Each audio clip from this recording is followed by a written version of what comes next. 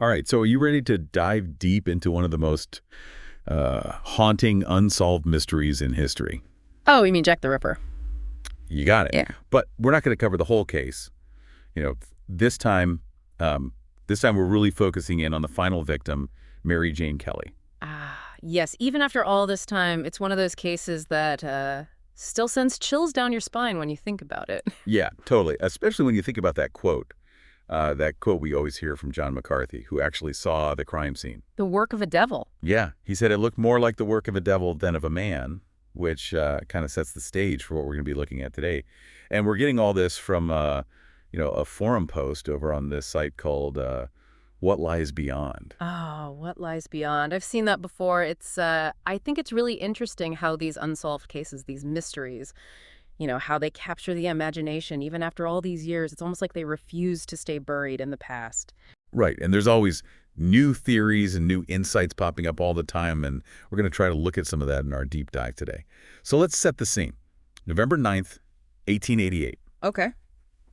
John, Mary Kelly's landlord, sends his assistant, Thomas Boyer, to collect the rent. Uh-huh. So can you imagine, right? Can you imagine being in Boyer's shoes that day? You're going to collect the rent, you see blood through the window. Oh, man. Talk about a bad day at work. I read somewhere that the landlord initially dismissed Boyer's report. Didn't even believe him at first. Oh, really? Yeah, almost like a refusal to believe that something so horrific could actually happen.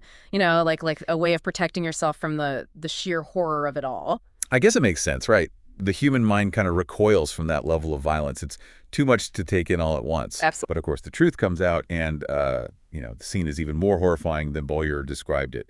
And for the police officers who arrived, Inspectors Dew and Beck, I mean, just think about it. These were seasoned officers. Right? Yeah, they must have seen a lot in their time. Yeah, they'd seen a lot of the worst that Victorian-era London had to offer, but the brutality of Mary Kelly's murder even shook them. Well, I mean, from what I've read, even Dew himself wrote about how the scene haunted him for years. I mean, decades even. Wow, that's powerful. Makes you realize how some cases, they stay with you. It's not just the violence either. I think it's the mystery surrounding the whole case.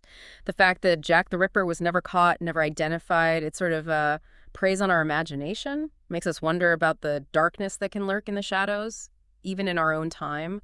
Absolutely. It leaves us with this uneasy feeling that evil can be so random, so senseless. And that, of course, in the middle of all this is Mary Jane Kelly herself.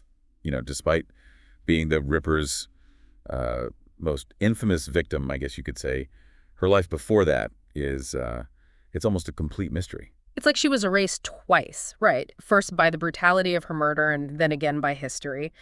We have these scraps of information about her different names, conflicting accounts of her appearance, rumors about her past.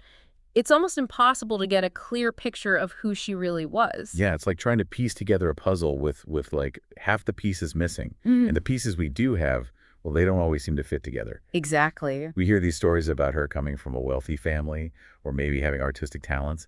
Then there's all this talk about her being a high-class prostitute in London, Right, but she ended up in Whitechapel, in one of the most impoverished and dangerous areas of the city. So which version is true? Or are they all just fragments of a much more complex reality? I mean, it's a really good question. Yeah. And you have to wonder, right, how much of what we think we know about her is colored by the biases of the time.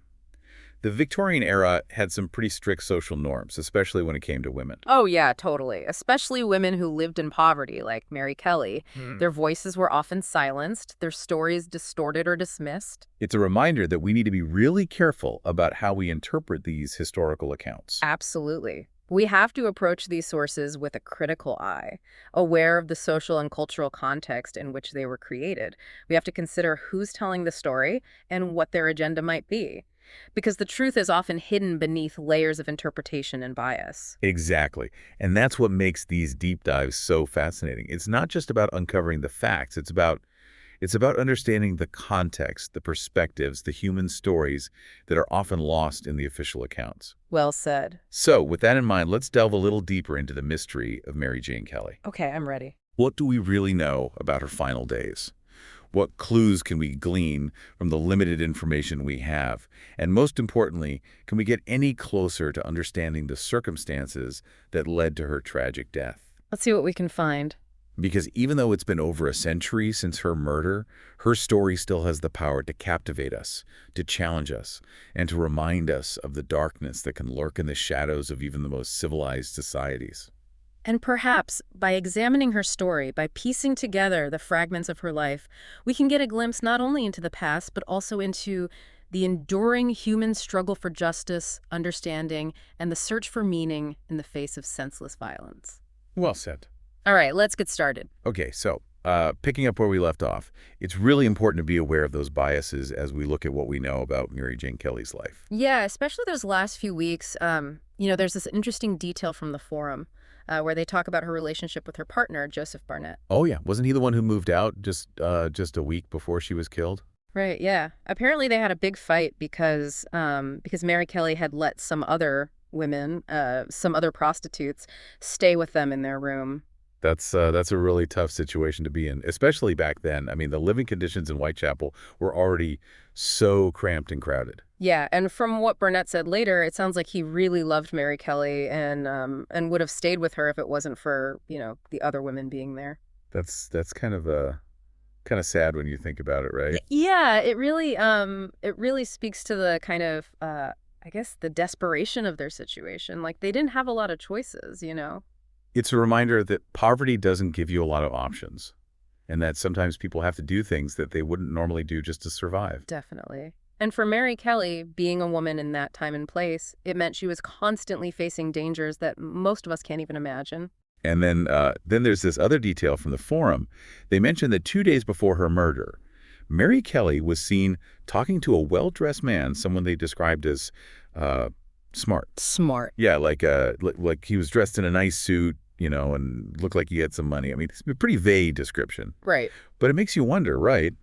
Was that just a random encounter? Or could that have been the man who was last seen with her on the night of her murder? It's really hard to say.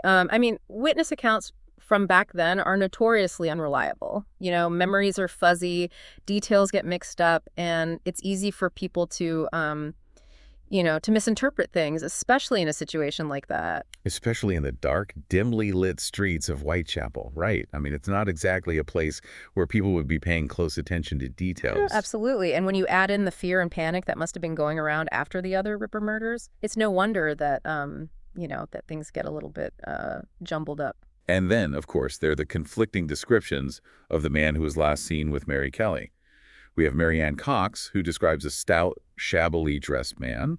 And then there's George Hutchinson, who gives a completely different description, saying the man was well-dressed and, he used some pretty problematic language to describe the man's appearance, language that reflected the anti-Semitism of the time. Yeah, it's a reminder that we have to be really careful about interpreting these historical accounts. I mean, we can't just take them at face value. We have to consider the context, the biases, the prejudices that might have shaped how people perceived and described events. You're right. And I think it's important to acknowledge that Hutchinson's description was, it was not only inaccurate, but it also perpetuated harmful stereotypes about Jewish people.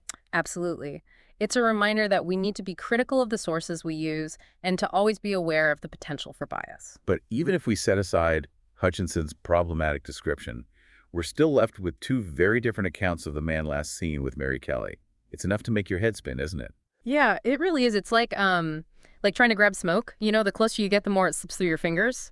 And in a case like this, where the evidence is so fragmented and the witnesses are, well, let's just say they're not always the most reliable, it's hard to know what to believe. And to add to that, there's the whole issue of Mary Kelly singing on the night of her murder. Some people say they heard her singing, others didn't. I mean, what was that about? Was she trying to lure customers? Was it just a coincidence? Or is there something more sinister at play? It's a really interesting detail, isn't it? And it's one of those things that just makes the case even more I guess, more mysterious. I mean, was she trying to drown out her fear? Was she trying to signal for help? Or was it, like you said, just a coincidence? We'll probably never know for sure. Yeah.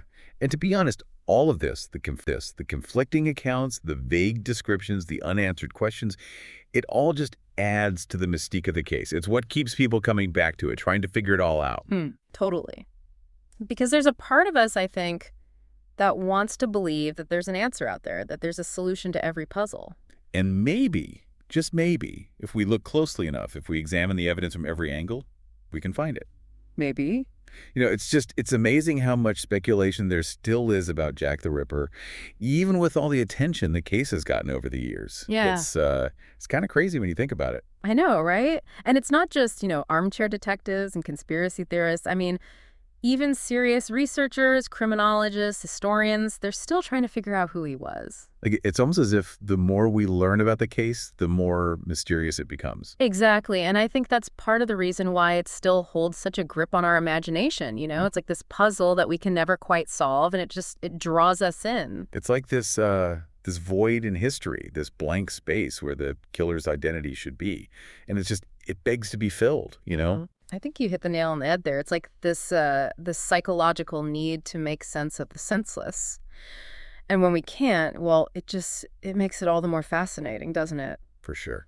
But all this talk about the killer, it's easy to forget about the victims, the real people whose lives were cut short, like Mary Jane Kelly.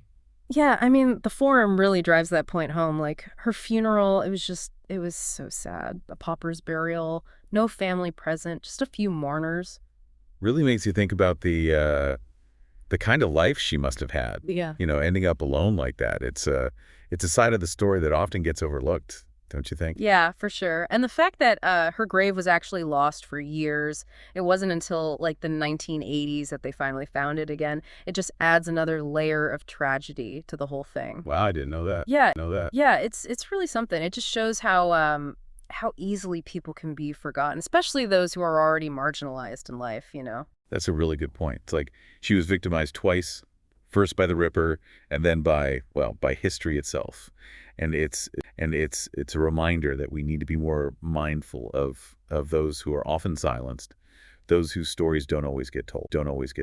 Couldn't agree more. It's like a call to action, isn't it? To make sure that everyone's story is heard, that everyone's life is valued, regardless of their circumstances. Absolutely. It's heavy stuff, Yeah. but I think it's important. To talk about these things, to remember the victims and to learn from the past. Yeah. So as we wrap up our deep dive into the Mary Jane Kelly case, I want to say thanks to everyone for listening. Yeah, and keep those questions coming. Keep searching for those answers, even if they're hard to find. And never stop wondering about what lies beyond. Until next time, folks. All right, so are you ready to dive deep into one of the most